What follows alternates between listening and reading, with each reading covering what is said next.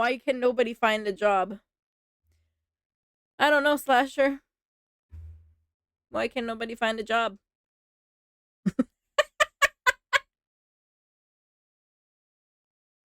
Because the freaking, the job market's like really, really bad.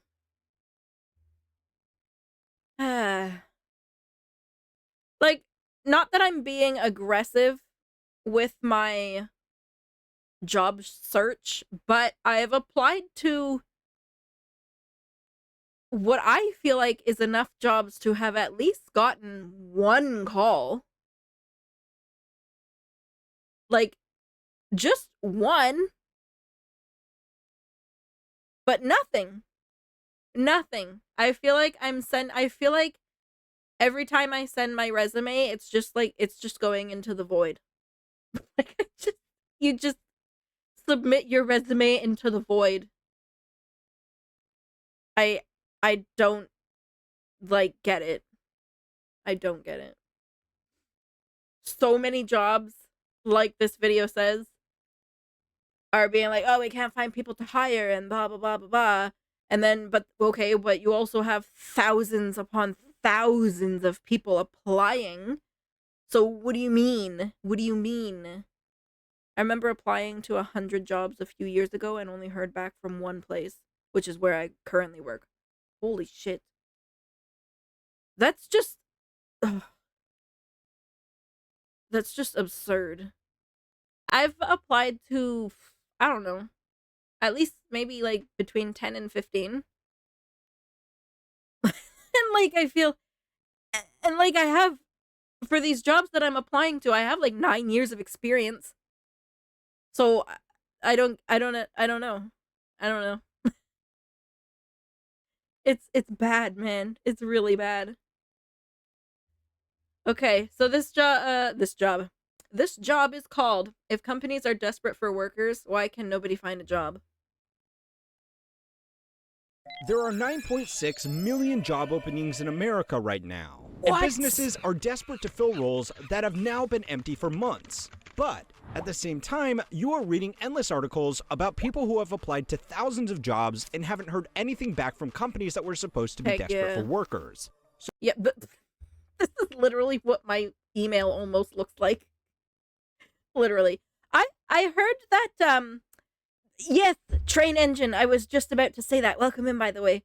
I was just about to say that I've heard that if a company keeps a job posting up, they get a tax benefit or like a tax break or something.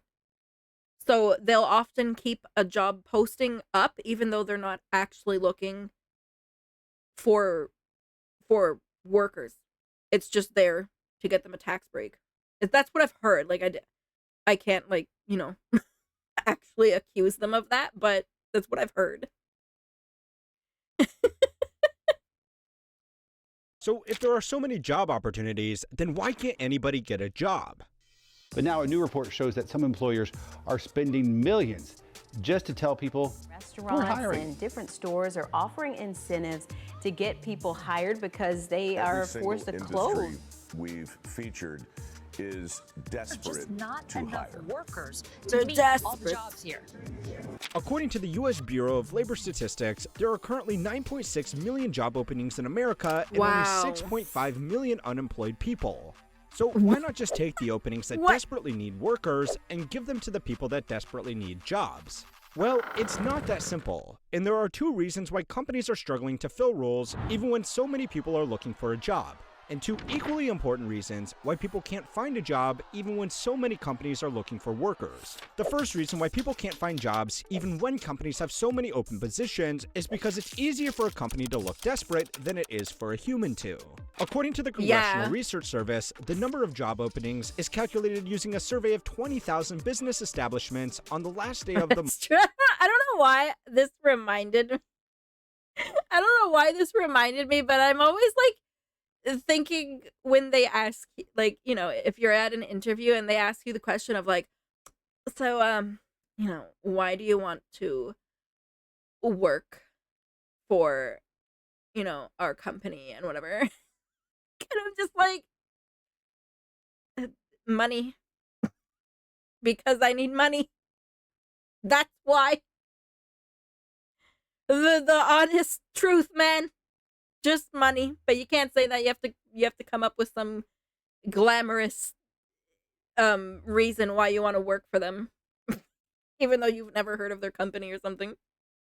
Month to assess if a job opening exists. According to the informational guidelines, a job opening only has to meet 3 criteria to be counted. Yeah, I'm broke. First, a specific position exists and there is work available for that position. Second, the job could start within 30 days. And third, the establishment is actively recruiting outside workers. There are companies that are constantly advertising job openings for positions that are hard to fill or are subject to high turnover. Last year, Engadget, a technology newspaper, received a leaked internal report from Amazon which revealed that the company had a staff turnover rate of 150%. What? A turnover rate of 150%? How?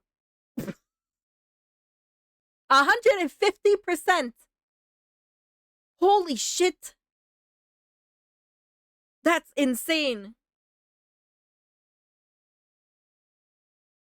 What? Is that? I thought people liked working. Maybe it was like a long time ago that people liked working for Amazon. I don't know. I guess people don't like working for Amazon anymore. I don't. Maybe I'm thinking of Costco. I have no idea. That means Amazon, which has 1.6 million employees, was Wow. hiring 2.4 million people every year just to maintain its workforce. In the same year, only 1/3 of Amazon's new hires stayed with the company for longer than 90 days before quitting, getting fired, or getting laid off. With that, Only 90 days. Only 90 days. So basically everyone who works there quits? Yeah, like I'm mostly just questioning the 150%. Like how? 150% turnover Amazon.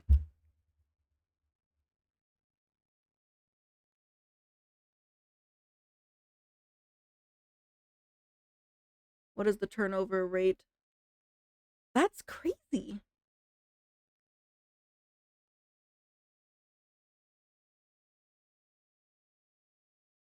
$150% a year. Oh my god. Yeah, that's what it says all over Google. That's what it says. Some robots. Even their machines are quitting. The machine's like, I quit. I'm out of here. Bye. much turnover, the company doesn't bother to remove job listings once someone gets hired to fill a role. Warehouse staff are continuously being onboarded and offboarded at almost the same rate, so hundreds of thousands of positions stay open across the country. Amazon's turnover figures were bad, but other large employers like big box retailers, delivery companies, and warehouses use the same job advertising process. These posts are mainly for low-skilled positions with equally low pay. But even if you are someone looking for a position with higher prerequisites, these numbers can still be deceiving.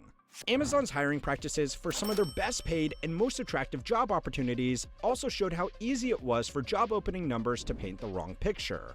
Another Amazon internal document reviewed by Business Insider revealed that the company's web services utility computing team posted 25,000 job openings in 2022, but only 7,800 of these positions were actually approved to be filled. This also happened in a year that Amazon was laying off more staff than they were hiring. The strategy that these companies and hiring managers are using is to constantly have positions open to attract top talent. If anybody that is not overqualified for these positions applies to them, they just get rejected. Amazon is not the only company that does this. Most of the top tech, finance, and consulting companies do exactly the same thing. Amazon is just not as good as keeping internal documents from the press. As private companies, they are not Oh my god, how do you even know what you're hiring for? doing anything illegal, and they only do it because it does work. But it makes the number of job openings you hear companies complaining about in the media very inaccurate. Affectionately known as JOLTS, number 9,610,000, that best estimates, and it is the best level going back to May when it was slightly higher at 9,616,000. Compare that to the number of people looking for work. Job openings outnumbered unemployed people, but the gap is shrinking, and it's much easier to count a job opening than count as unemployed. The 6.5 million people freaking, because they'll count you. So I heard they count you as employed, if you're employed with like Uber Eats or Skip the Dishes or DoorDash, if you're like, or Instacart, if you're doing driving for that and stuff, you're considered employed.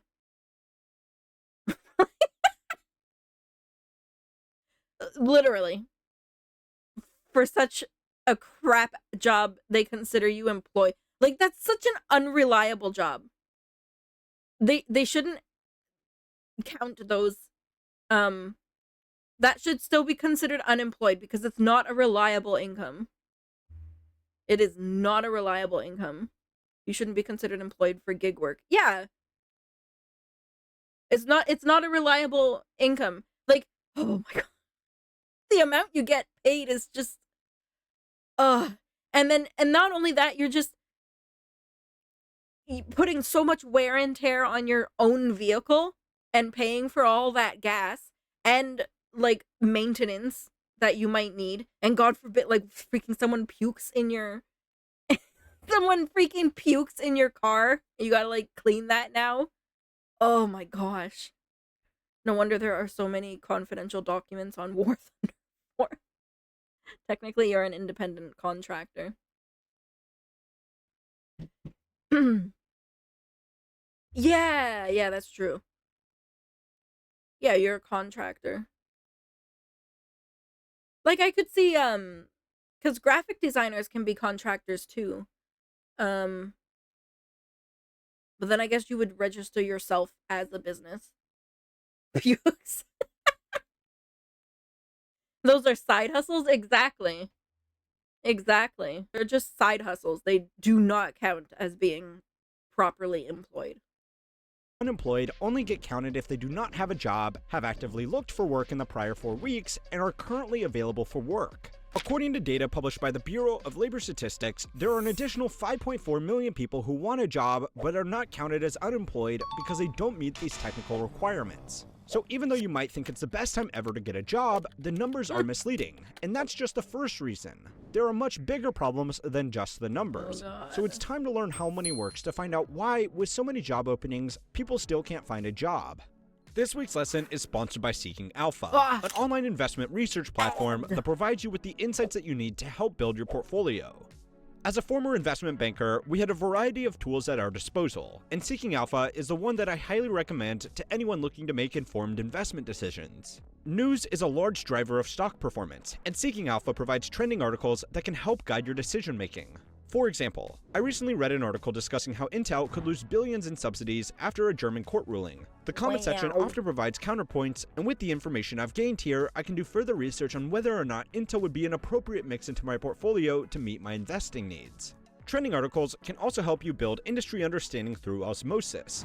Investment firm Baird, for example, is expecting Snowflake may have a good third quarter, but that Wall Street's focus will be more on the macro environment and the company's AI plans. This tells us that institutional investors are honing in on how companies are shifting to using AI in the public markets. And if you want to dive deeper, you can see what quants, analysts, and Wall Street rate publicly traded companies.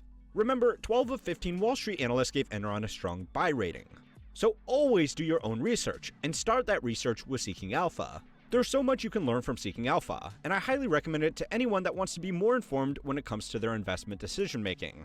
Take advantage of their Black Friday deal that lasts until December 5th by using my link in the description to get 30% off Seeking Alpha's annual premium subscription for $167. Get me a hot taco in the morning. Use my link to start your 7-day trial to see the value that Seeking Alpha can provide you.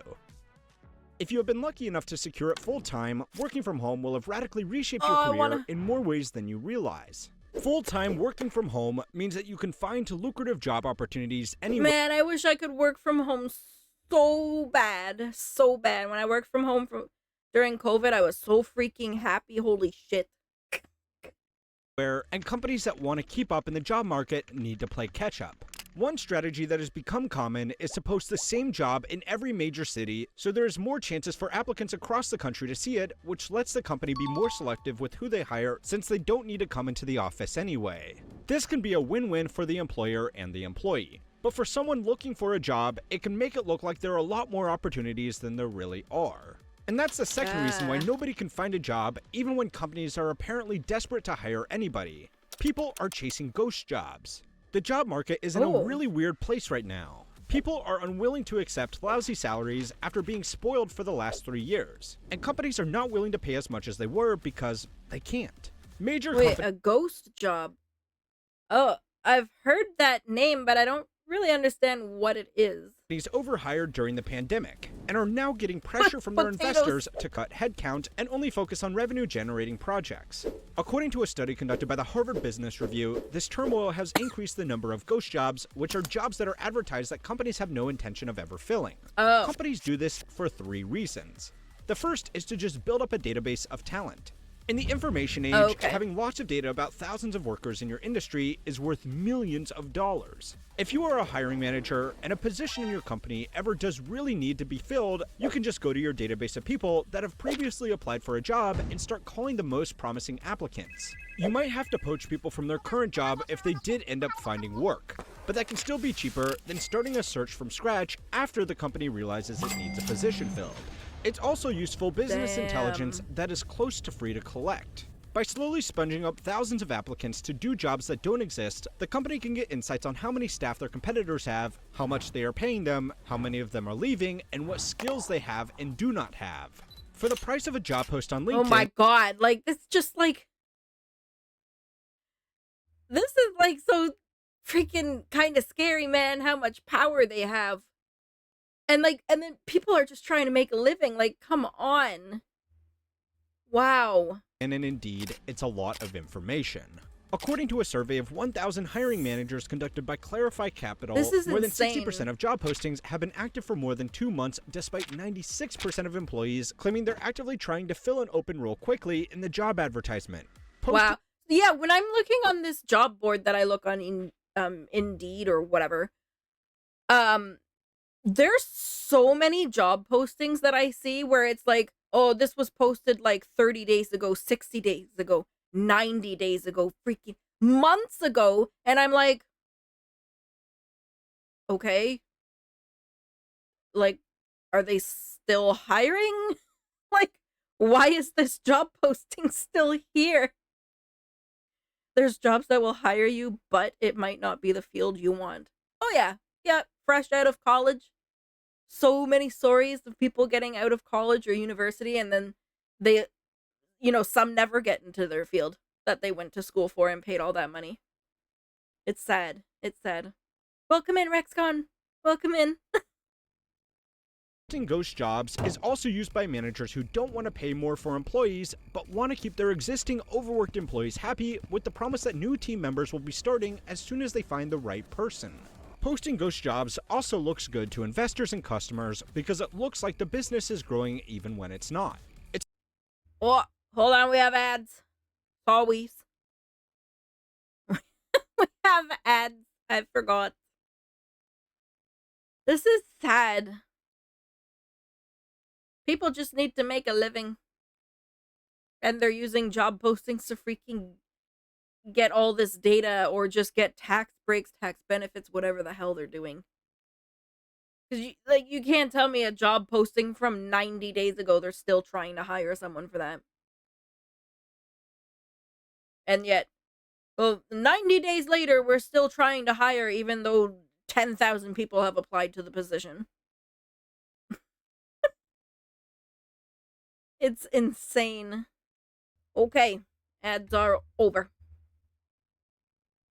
It's a super effective management strategy for business, but it means job hunters can spend hundreds of hours applying for jobs and attending interviews for roles that never really existed. Now, it's much harder to feel sorry for them, but companies have become a victim of this new career paradigm as well. The first reason that companies can no longer find workers, even though millions of Americans are looking for a job, is because they have made it pointless to hire the right people. Businesses have embraced new technologies that have made it easier than ever to train people for a new role. A job like a pharmacist or bank manager used to be highly respected positions that required decades of experience and paid as well as doctors and lawyers. A pharmacist needed to know compounding formulas for prescriptions, and a bank manager needed to make discretionary decisions about who to lend money to. These were big jobs that could cost lots of money or worse if not done right. Once a company found people that were good at the jobs, it was very important to keep them for as long as possible. So it wasn't unusual for people to spend their entire career with just one company and be rewarded handsomely for it. Today, pharmacists are just there for compliance. Yeah, today you're loyal to a company for 10 years and you're still getting paid minimum wage with nothing. Freaking, you're loyal for nothing. And to pull pre-made scripts the computer tells them to. Bank managers use credit scores and computer algorithms to approve or deny loans. They personally have no say in whether you get a home loan or not. This made their jobs easier, but it also made them easier to replace. So companies stopped valuing company loyalty, and they stopped rewarding it. Now it's people that don't switch jobs that are being left behind. People that switch jobs every 2 years or more, on average, earn 50% more than their peers Wow. that stay loyal to a company. The result is that people have learned to switch jobs more often. But now, companies do not want to invest any money into training new employees because they know they are not likely to stay around for very long. If companies don't want to pay for training, they need to hire people that are already skilled enough to do the role they are hiring for, but that can be hard to find. A lot of Yeah.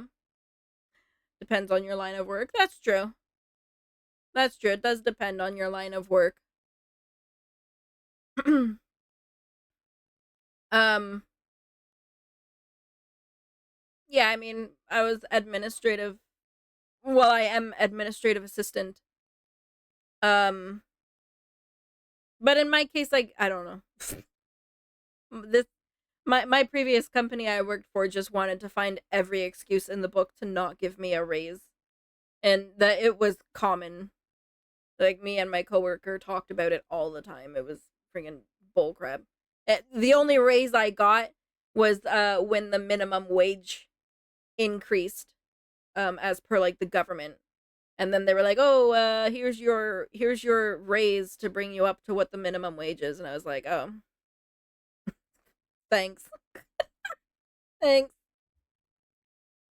employees today are being forced to take it upon themselves to seek out skills and qualifications to remain employable through things like Excel courses, coding boot camps, sales trainings, and now AI seminars. This is on top of a growing number of jobs that now require advanced college degrees like an MBA for an entry-level analyst role. If companies can keep their standards high and still fill the roles they need, then they will win by not having to pay for staff training. If they can't, then they still win because they get to complain about how it's too hard to find workers with the right skills. Some companies can use this to justify outsourcing or hired skilled H-1B visa workers which depend on their employer to stay in America. If people working in America on an H-1B visa lose their job, they only have 60 days to find a new job at another company that is willing to sponsor their visa before they get deported. So companies have an incentive to make it look like they can't find anybody with the right skills so they can hire workers which are much more dependent on their job. It's a broken system that's bad for American workers and bad for visa holders, but it's great for companies that want loyal workers while everybody is shopping around for better deals. One thing that you have to remember about this whole situation is that companies do not want to admit that they can't find enough staff unless there is something in it for them. Signaling to investors that growth or operations could be hurt by personnel challenges will hurt a company's stock price. So a CEO has a fiduciary duty to keep that sort of information discreet, unless it can be used to benefit the company some other way. The second reason why companies can't get anybody to work for them, even when everybody wants a job, is because more skilled people than ever are choosing to work for themselves. Over 5 million businesses were created in America last year. Yeah, I mean, why do you want to work for a company freaking... Like, here they only give you, think you have to work for a company for 5 years before you earn 3 weeks of vacation? Freaking ridiculous. And you get shitty benefits sometimes. Hello, Shadow, welcome in. So yeah, why wouldn't you want to work for your damn self?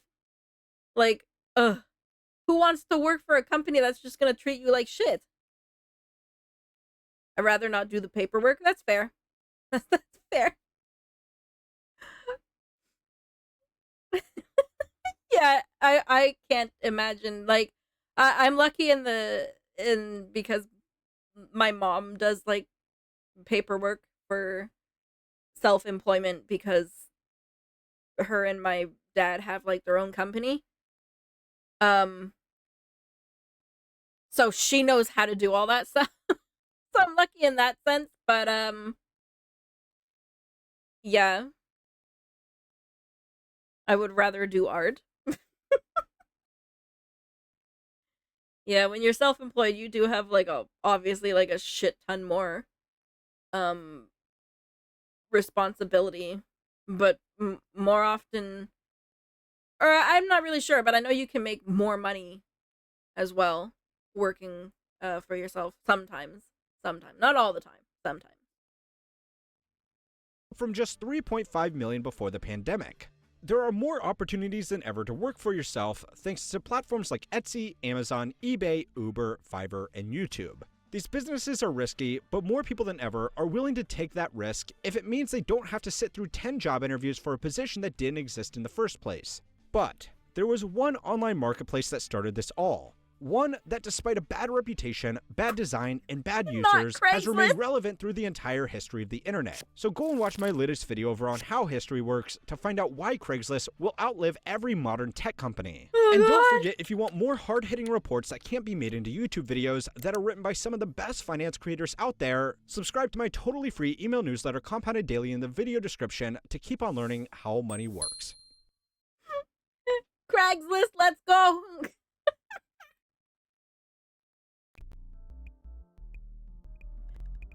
It's still alive. Apparently it is still alive. I had no idea. Oh man, I don't know. Work culture these days is just, I hate it. I hate it. It's supposed to be, you know, family and loved ones first and enjoying your life. You know, you work to enjoy life, and instead it's you're living to work. It's just work over everything nowadays, I feel. Especially with cost of living having gone up.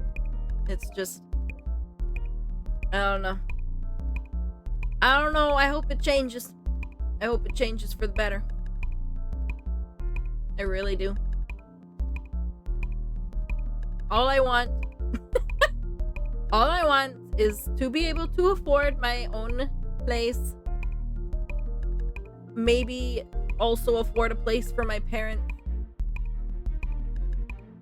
And to not have to worry about bills, and to go on vacation at least once a year. Is that too much to ask for? Is it?